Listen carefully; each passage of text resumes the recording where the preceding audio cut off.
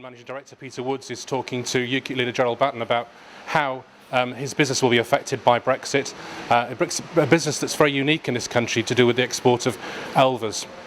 Peter, how do you think Brexit will affect your business? Well, unfortunately, we can only trade within the EU.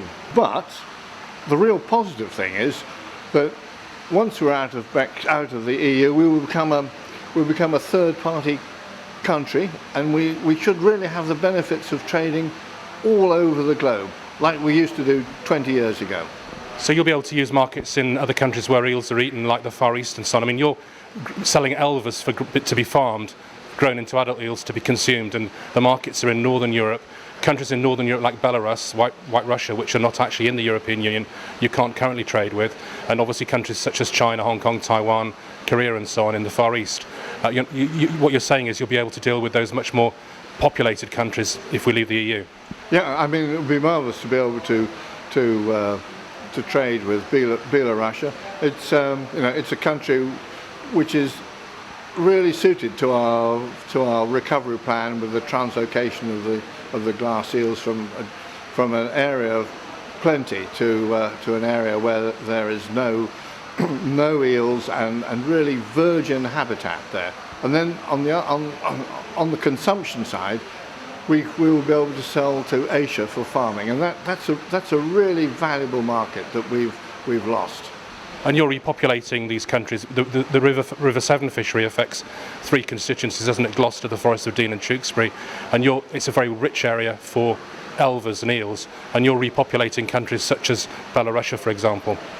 Yes, I mean, the unique funnel shape of the Bristol Channel means that we have an exceptionally large recruitment of glass eels here, and then we can translocate these to all sorts of areas, or we were able to, or maybe we still are able to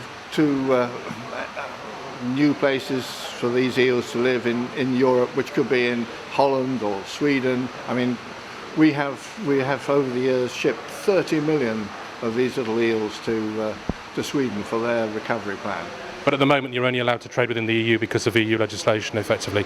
So your business, as I understand it, you've got about 300 fishermen relying on some level of their income from your business, and about 10 people in the office here and in France as well, basically. Yes, that's absolutely right. And of course, the supply of baby eels here is a finite resource. We have competition from the French, and we really want to make the best of this resource. I mean, we have a real opportunity to sell at a good price outside the European Union. Okay, so Brexit would be positive for you, particularly as I understand the French government are subsidising their own producers, which the British government's not doing. So you're up against unfair competition at the moment, basically. Oh yeah, I mean, apart from the official support the French government give to the French fishermen, of course, their season is much earlier than us, so they get the first bite of the cherry. So by this time of the year, most of the market has been filled by the French producers. So we've got Gerard Batten, who's the leader of UKIP, has come down to Gloucester to meet Peter and see how a family-run business that's been here since the late 1960s, that's turned over upwards of almost £10 million per annum, provided a lot of employment, a lot of income generated in the local community, is affected basically by unnecessary EU red tape and unfair application of rules by the French government in particular, and obviously opportunities that would be in Eastern Europe outside the EU, in Russia and Belarus, and also in the Far East. Gerard, what's your feelings having come down here today? Well, I've learnt more about eels and elvers in the last half an hour than in my entire life. It's fascinating. I didn't realise they all came from the Sargasso Sea, and they all come up rivers around the world. It's incredible. And of course, this is a fantastic story about entrepreneurism, of a small businessman who makes a big business, and it could get bigger if it wasn't for EU regulation, because this is, as Peter's explained it to me today, an example of where where this business could have a much bigger market outside of the EU, but currently cannot export outside it. And of course they're being held back by this regulation, which of course we see every month coming through the European Parliament in all kinds of different industries and areas. So when we leave, this is going to be a big success story for people like Peter, who can look to the wider world, which is what UKIP's been talking about for the last 25 years. We don't want to stop trading with the EU. We want to be able to trade with the rest of the world. And of course, there's another side to this story, of course, which is why would the EU not want to buy Peter's eels once we leave? I mean, they're cutting off their nose to spite their face. You know, at the moment he can only trade within the EU. If we left, he can only trade outside the EU. Or why wouldn't the EU want to buy his products? So they have no flexibility in their regulations. This is the big problem. They're not designed for people. They are imposed upon people. And as soon as we leave, people like Peter, real entrepreneurs, people who really understand how to make a small business into a big one, are going to get a massive boost from Brexit. Well, that would be amazing. I mean, I think the fact that the EU is so dogmatic is very disappointing, and I understand actually that Peter's being quite modest, that most of the eels consumed in the UK and in Europe originate from the River Severn and come through your premises, I think I've heard, Peter.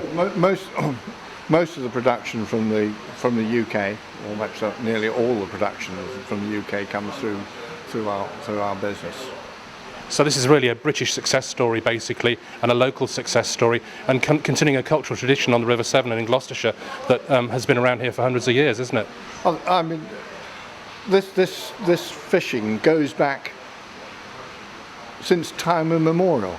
I mean, it is very important part of our local culture and history. And of course, this is a hand net fishery. This is not some industrial fishery like you have in France. I mean, these artisan fisheries need to be treated completely different from these places where they're 12 meter boats, you know, using a huge amount of diesel, producing lots of CO2, huge carbon footprint. I mean, the sort of thing we're doing here is very environmentally friendly. And it spreads a lot of money into the local economy, and I don't think we should forget that, because I know shops in Gloucester and the Forest of Dean and Tewkesbury and so on, they have extra income. People have extra income in families that they otherwise wouldn't have had. So anyway, we're going to ask one of your fishermen, Dave, to have a little bit of a chat with us as well, if that's okay. But thank you very much, Peter. Thank you, Gerard. Thank you.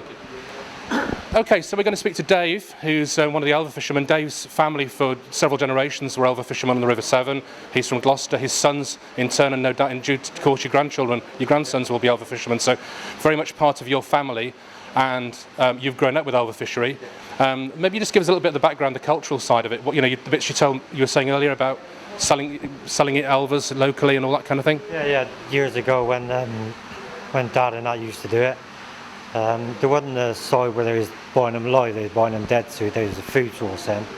So if you went out and caught Elvers, then outside your house you'd have a chair with a pint mug on it and a tea towel over it. So all the locals would walk around and they say, well, you got Elvers for sale up the road. So they come up and buy them. So it would be Elvers for sale, and it was a local industry. Yeah. But now what's happened is, of course, the Elvers are being exported to be grown in foreign countries in the Far East or in continental Europe. And also in top restaurants in London, I believe, the Elvers actually the eels that come from the West End and restaurants and so on, the eels come from here on the River Severn, so that must make you feel quite proud. Yeah, very proud. It's, like they said, you can't keep on stealing from the future. You've got to look after these fish and look after the fishery. They can't get into all these ditches and dikes now because of the barriers, so, if they're left in the river, they're going to die because they're a food source. All the other fish, duck, everything, predators eat them. So they're trapped in there, so get them out, set a few for eating or whatever, and restock in other countries. Yeah, let's get them out and then get them back in quantity. And so for you and your family and for the other guys that fish with you, I understand about 300 here on the River Severn, that's all extra income into their families that otherwise wouldn't be there from this artisan fishery on the River Severn. Yeah, years ago it was pin money, so you go out, catch a few hours, and then you can go down the pub and play your skittles and whatever. Then it became a bit more money in it, so people were using it for holidays and stuff like that. So, and then just if somebody wanted a new fence or a new television, it was money. Extra income. So obviously you're aware Gerard's the leader of UKIP, which is a party that's campaigned very heavily to have Britain leave the European Union, and campaigned here in Gloucester as well, and in the Forest of Dean and in Tewkesbury. I think, as I understand from the owner of UK Glass Eels here, the markets in Eastern Europe, outside the EU and the Far East, are threatened by our continued membership of the European Union. So What's your feeling, obviously, vis-a-vis Brexit? Yeah, I think we need to. It's all about saving the eel. So why have these fish here when we can't do nothing with them? You know, let's get them out into these other countries. And the EU red tape stopping you selling them, and might stop this business. It might mean this business is not able to continue, and certainly not able to grow. Yeah, as a business and as a tradition, you know. If the money's not there, you know, it's not an easy job. You're out all in the middle of the night, 3, 4 in the morning, all weathers. So it's getting less and less fishermen. So if there was a bit more injection in money, so we could sell to these other countries, you get more fishermen coming in again and start, you know, getting nutrition. And countries like Belarus and the Far East, you're not able to sell to because they're not in the EU. Okay, so Gerard, obviously you're the leader of UKIP. I think it's interesting for you to speak to Dave and find out how that's affecting. And it's interesting for you to say about the cultural tradition, and the income. There's sort of two sides to it. So what are your thoughts? Well, what I'm fascinated with this aspect of it as well is where it's a boost to the local economy. So people like Dave are able to earn extra money, which they presumably wouldn't be able to do in your current employment. Not all jobs offer overtime or whatever. So you're able to earn extra money. And if we leave the EU and Peter can expand his business, then people like Dave and his sons and grandsons can actually go out and earn more money. And this is where what we forget in these, when we're talking about EU negotiations, etc., most people don't work for a big business. Big business likes the EU because it can lobby and deal with one load of regulation and one regulatory authority. But only about 10 to 14% of the economy is actually concerned with exporting to the EU. 80 odd, 90% of the economy is purely domestic, or well, about 80% because we also export to the rest of the world. 80% of the economy is purely domestic. It's only concerned with business within the UK. And most people actually work for a small or medium-sized business. They don't work for a big corporate company. So this is where we've got to boost jobs. Because what's very important as well, probably not in this particular instance, but most youngsters start off in their working career by getting a job for a small company, like I did nearly 50 years ago. And if I hadn't have had that leg up on the employment ladder, I might not have ended up working for a big company as I did much later on. So this is very important that we get youngsters in. One of the tragedies of the current situation is how difficult it is for young kids to actually get a job where they can earn a decent amount of money and then start off on their career. When we've had people who've gone to universities, can't find a job and still unemployed in their 20s, that's a tragedy because it's become so much harder for those kids to actually get on the employment ladder. So this is a fantastic, interesting story we've heard today, and I'm sure you could mirror this around the economy if the mass media stopped concentrating on what the big businesses are saying and actually went and talked to some of the small and medium-sized businesses. I think they get a different perspective on Brexit. And I think it's very, very interesting, isn't it? Peter Woods, the managing director, was saying about how the fishery here on the River Severn is an artisan fishery. That's how he described it, which is basically hand nets and all that kind of thing. Whereas in France and other countries, it's much more where the fish are scooped out of the river. And it's like that in the deep sea fishery as well, isn't it? Spanish factory trawlers come up and scoop everything out of the sea. Whereas on the east coast and down in Devon and Cornwall, in Brixham and Newlyn and so on, of course, it's very much more individual owner trawler skippers or whatever who've handed it down from father to son. So I think that's a very, very interesting point. And the other thing you were saying about the majority of fishermen, they work full time in any case. So a little bit of extra money, the money's not there at the moment, so they're saying, I've got to get up in the morning, don't want to get up being tired and risk losing my job.